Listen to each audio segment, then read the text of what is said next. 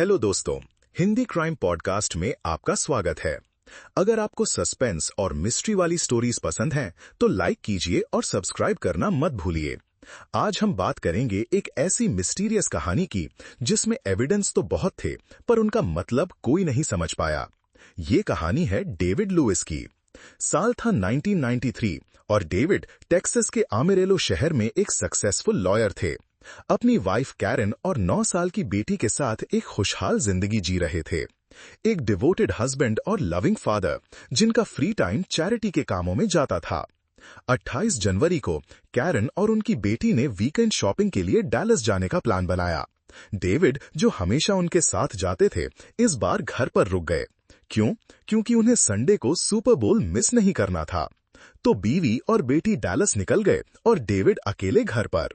सब कुछ नॉर्मल लग रहा था। संडे 31 जनवरी को जब कैरन और बेटी सुपर बोल खत्म होने के ठीक बाद घर लौटे, तो उन्होंने सोचा डेविड या तो सफाई कर रहे होंगे या पोस्ट गेम शो देख रहे होंगे। पर जब वो अंदर आए तो घर एकदम शांत था। घर में घुसते ही कैरन को कुछ अजीब सा फील हुआ। टीवी अभी भी ऑन था, उसी चैनल पर जहां सुपर बोल आ रहा था, और वीसीआर वो अभी भी रिकॉर्ड कर रहा था।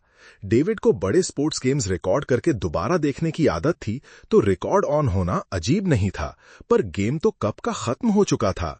कैरन ने डेविड डेविड कहकर आवाज लगाई, पर कोई जवाब नहीं।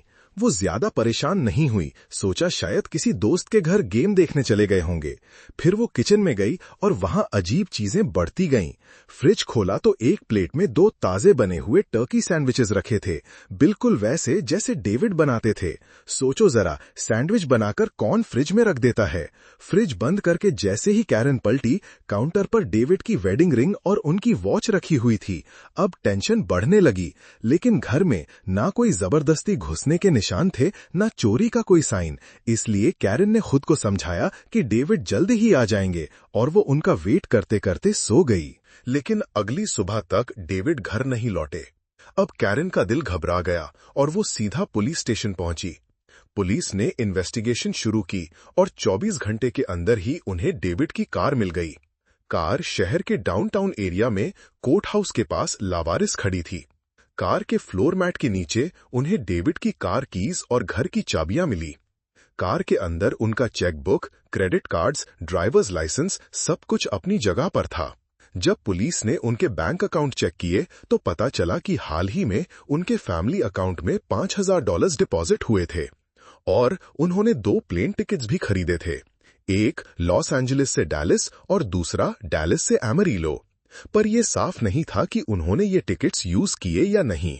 जब कैरन को ये सब बताया गया, तो उसने पुलिस को एक ऐसी बात बताई जिससे सबके कान खड़े हो गए। उसने बताया कि डेविड ने कुछ दिन पहले ही उससे कहा था कि शायद उसकी जान खतरे में है। तो डेविड की जान को खतरा क्यों था?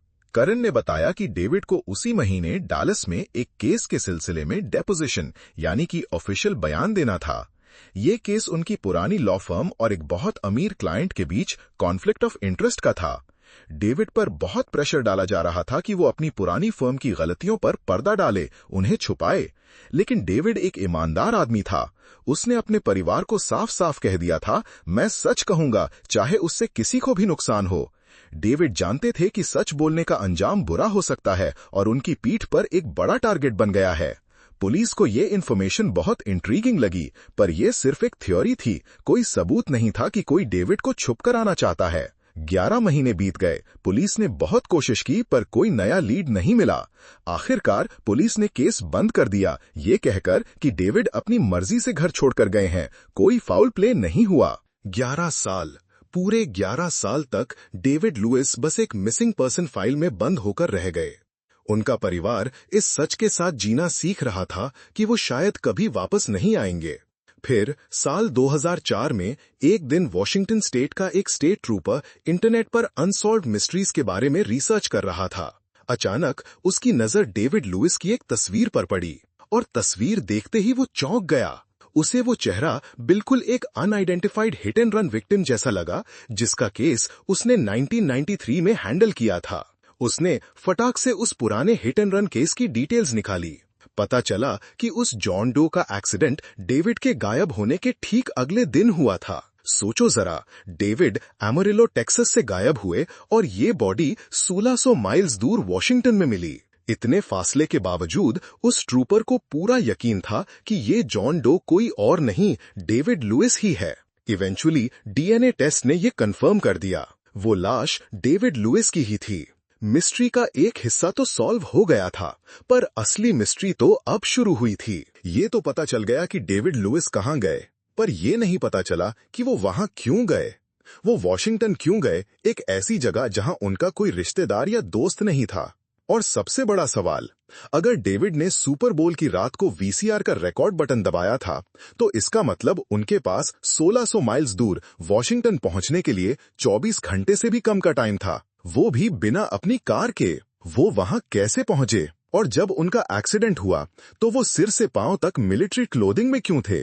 क्या वो कपड़े उनके थे या किसी ने उन्हें पहनने पर मजबूर किया था? उनका लगेज कहाँ था? पुलिस ने तो ऑफिशियली कह दिया कि डेविड अपनी मर्जी से गए थे और उनकी मौत एक एक्सीडेंट थी, पर उनका परिवार और बहुत से लोग आज भी मानते हैं कि डेविड फाउल प्ले का शिकार हुए थे। सच क्या था, ये राज डेविड के साथ ही चला गया। चलिए अब बढ़ते हैं हमारी अगली और भी अजीब कहानी की तरफ। साल 2000, ह्यूस्टन, टेक्सास। हमारी अगली कहानी की प्रोटैगनिस्ट हैं मेरी लू मॉरिस, एक 48 साल की लोन ऑफिसर। 12 अक्टूबर की सुबह मेरी लू ने अपने हस्बैंड जे को गुड बाय कहा और काम के लिए निकल गई। दोपहर में जे ने अपनी वाइफ को फोन किया, पर उन्होंने नहीं उठाया। जे ने मैसेज छोड़ दिया, पर कोई रिप्लाई नहीं आया। ये मेरी लू की आदत नहीं थी, इसलिए जे को थोड़ी चिंता हुई। शाम 5 बजे तक भी जब मेरी लू का कोई फोन नहीं आया, तो जे ने उनके सुपरवाइजर को कॉल किया। वहां से जो खबर मिली, उससे जे के पैरों तले जमीन खिसक गई।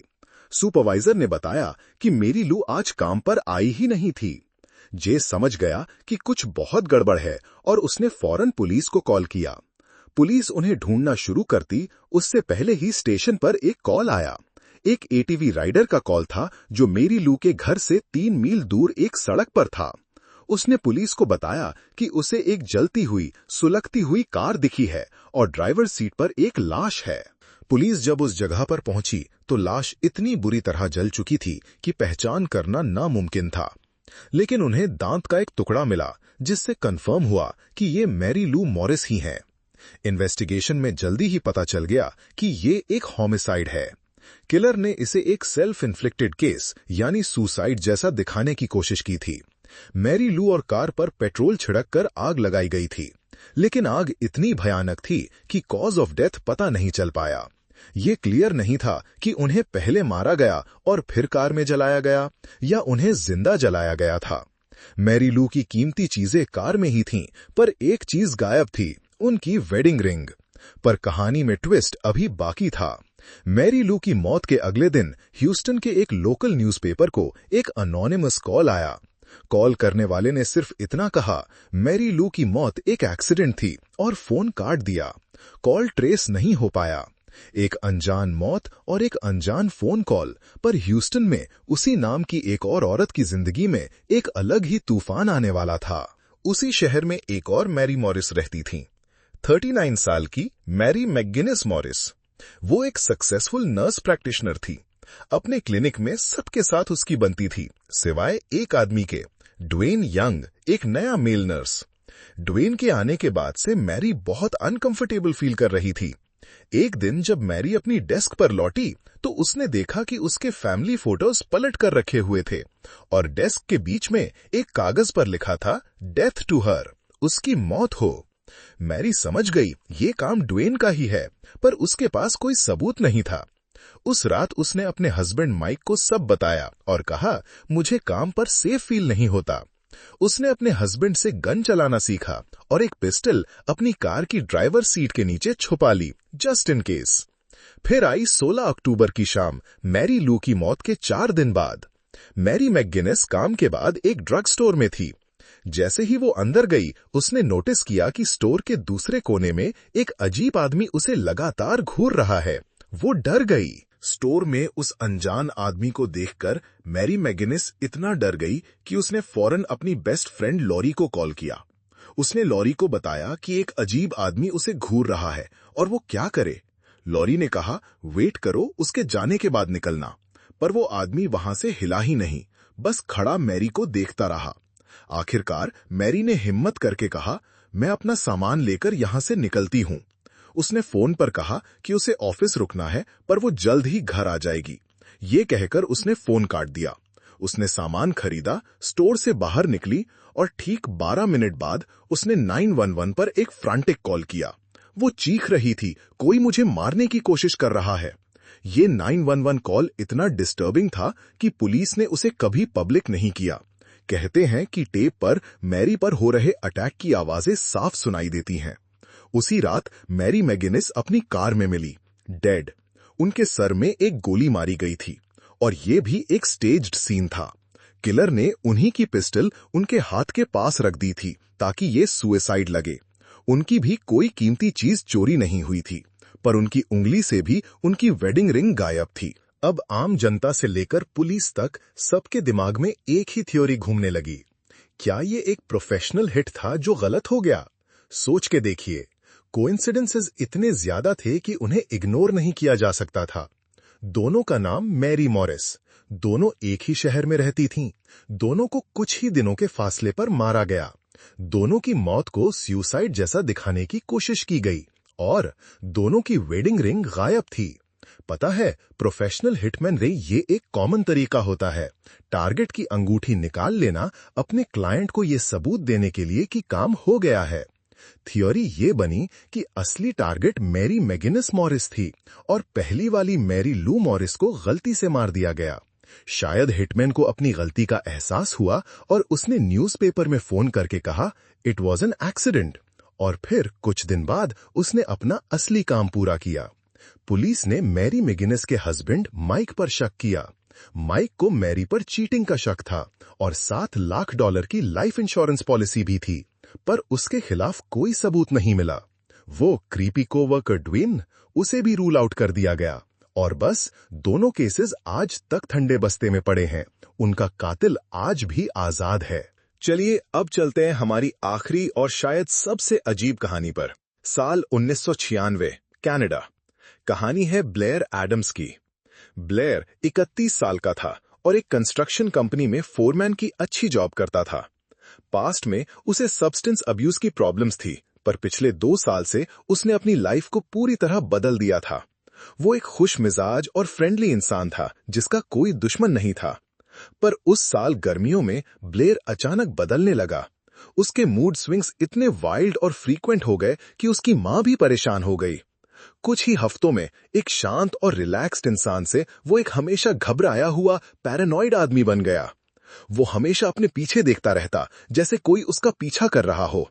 वो अपने कोवर्कर्स को बताने लगा कि उसे पूरा यकीन है कि कोई उसे मारने की कोशिश कर रहा है। उसकी मां ने जब उससे उसके अजीब बिहेवियर के बारे में पूछा तो उसने कहा, मॉम, मुझे आपको इस बारे में नहीं बताना चाहिए। जब उसकी मां ने पूछा किस बारे में, तो ब्लेयर ने कहा, मैं कुछ नहीं कह सकता। और बस उसने फिर कभी इस बारे में बात नहीं की। पर उसकी हरकतें और अजीब होती चली गईं। ब्लेयर का अजीब बिहेवियर 5 जुलाई को चरम पर पहुंच गया। उस दिन वो अपने बैंक गया और अपने अकाउंट से सारा कैश निकाल लिया, पूरे $6000। इतना ही नहीं, उसने अपना सेफ्टी डिपॉजिट बॉक्स भी खाली कर दिया, जिसमें हजारों डॉलर्स के गोल्ड और ज्वेलरी थे। 2 दिन बाद संडे को वो अपने घर से निकला और कनाडा यूएसए बॉर्डर पहुंचा। उसने अमेरिका में एंटर करने की कोशिश की, लेकिन एक अकेला आदमी जिसके पास इतना कैश और ज्वेलरी हो और जो बहुत नर्वस लग रहा हो, बॉर्डर पेट्रोल ने उसे ड्रग ट्रैफिकर समझकर एंट्री डिनाई कर दी। फ्रस्ट्रेट होकर ब्लेयर वापस आ गया। अगले दिन मंडे वो अपनी जॉब पर गया और अपने बॉस को अचानक बोला कि वो नौकरी छोड़ रहा है। उसने अपना फाइनल पेचेक तक नहीं लिया। वहां से वो सीधा एयरपोर्ट गया और जर्मनी के फ्रैंकफर्ट शहर के लिए $1600 की राउंड ट्रिप टिकट खरीद ली। पर टिकट खरीदने के तुरंत बाद उसने अपना प्लान फिर बदल दिया। वो एक दोस्त के घर भागा भागा गया। उसने दरवाजा खटखटाया और उसे रिक्वेस्ट की, कोई मुझे मारना चाहता है, प्लीज मुझे बॉर्डर क्रॉस करने में मदद करो। तुम्हारे साथ बच्चे हैं तो उन्हें शक नहीं होगा। उसकी दोस्त उसकी हालत देखकर इतना डर गई कि उसने साफ मना कर दिया। हर तरफ से मायूस होकर ब्लेयर एयरपोर्ट गया। उसकी फ्लाइट जर्मनी के लिए थी। पर प्लेन में बैठने के बजाय वो टिकट काउंटर पर गया और टिकट कैंसिल करा के रिफंड ले लिया। वहां से उसने एक कार रेंट की और फिर से यूएस कनाडा बॉर्डर की तरफ चल पड़ा। इस बार वो बॉर्डर क्रॉस करने में कामयाब हो गया। वो सियाटल, वॉशिंगटन पहुंचा, एयरपोर्ट गया और अपनी रेंट की हुई निसान कार को पार्किंग लॉट के बीच में ही छोड़ दिया। फिर उसने वॉशिंगटन डीसी के लिए एक वन वे टिकट खरीदी। इस टिकट के लिए उसने $770 दिए, जबकि राउंड ट्रिप इससे आधे दाम में मिल जाती। खैर, वो उसी रात प्लेन में बैठा और अगली सुबह वेडनेसडे को वॉशिंगटन डीसी में था। वहां उसने एक और कार रेंट की, एक टोयोटा कैमरी, और 500 माइल्स ड्राइव करके नॉक्सविल, टेनेसी पहुंच गया। वहां शाम 5:30 बजे वो एक गैस स्टेशन पर रुका। उसने अटेंडेंट से कहा कि उसकी कार स्टार्ट नहीं हो रही। जब अटेंडेंट ने चेक किया तो प्रॉब्लम सामने थी। ब्लेयर अपनी टोयोटा कैमरी को उस निसान अल्टिमा की चाबी से स्टार्ट करने की कोशिश कर रहा था, जिसे वो सियाटल में छोड़ आया था। गैस स्टेशन अटेंडेंट ने ब्लेयर को उसकी गलती बताई, पर ब्लेयर बहस करने लगा, नहीं, मैं यही चाबी यूज कर रहा था। उस बेचारे अटेंडेंट ने ब्लेयर के साथ मिलकर टोयोटा की असली चाबी ढूंढी, पर वो कहीं नहीं मिली। आखिर में कार को टो करना पड़ा। अटेंडेंट ने रहम खाकर ब्लेयर को पास के एक होटल, फेयरफील्ड इन, तक लिफ्ट दे दी। शाम 6 बजे ब्लेयर होटल में घुसा और फिर अजीब सिलसिला शुरू हुआ। वो लॉबी में घुसता, फिर तुरंत घूमकर बाहर चला जाता, फिर अंदर आता, फिर बाहर। 1 घंटे में उसने ऐसा 5 बार किया। फ्रंट डेस्क अटेंडेंट के मुताबिक ब्लेयर बेहद पैरानॉइड था, बार बार अपने कंधे के पीछे देख रहा था। आखिरकार उसने एक कमरा बुक किया, पैसे दिए, पर रूम की की लेकर ऊपर जाने के बजाय वो एक आखिरी बार होटल से बाहर निकला और फिर कभी वापस नहीं लौटा। अगली सुबह होटल के आगे एक कंस्ट्रक्शन साइट पर वर्कर्स को ब्लेयर की लाश मिली। उसने पैंट्स, सॉक्स और शूज नहीं पहने थे। उसके चारों तरफ $4000 अलग अलग करेंसी में बिखरे पड़े थे। उसका बैग, ज्वेलरी, सब कुछ वहीं था और उसके पास ही टोयोटा की वो गुम हुई चाबी भी पड़ी थी। ऑटोप्सी में पता चला कि उसकी मौत पेट पर एक जोरदार वायलेंट ब्लो से हुई थी। उसकी मुट्ठी में एक लंबा बाल मिला था। पुलिस को बस एक ही लीड मिली कि सिक्योरिटी गार्ड ने सुबह 3:30 बजे उस एरिया से एक औरत के चीखने की आवाज सुनी थी। क्या ब्लेयर का डर सच था? क्या उसका कातिल उसे नॉक्सविल तक फॉलो करके आ गया था, या ये सब बस एक बुरा इत्तेफाक था? ये राज भी आज तक एक राज ही है।